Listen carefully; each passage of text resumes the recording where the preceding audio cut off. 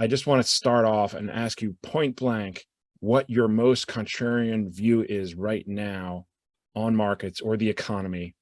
And let's talk about that. The Fed don't matter. The Fed are not responsible for the asset price bubble. The mercantilist nations, principally China, are screwing up our world. It has to be stopped. We find ourselves in the fourth depression over the last 200 years. The first depression was Les Miserables, Victor Hugo's.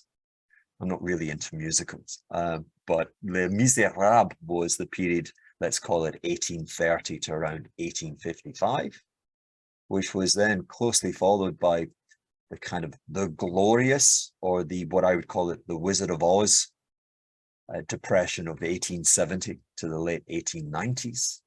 And then the one we know most about, the depression of the 1930s, and then today. Now, the three previous occurrences of depression were ended with either a revolution or an important discovery of new money. Again, the ability to make money elastic, to make it expandable so that we didn't crucify the population.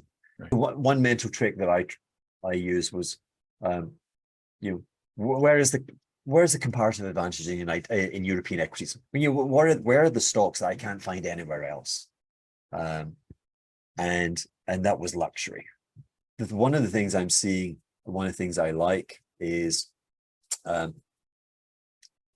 taking, what would they be? They'd be call options on the dollar CNH cross, which is to say the renminbi weakening. Okay. Those options are cheap because, as you know, trade flows just now are dominant. Macro hedge funds are very aware of that, and they don't really want to step in the way. The trade balance as a percentage of GDP for China is back at the highs. It's like 8% of GDP. And that's why the options are cheap. But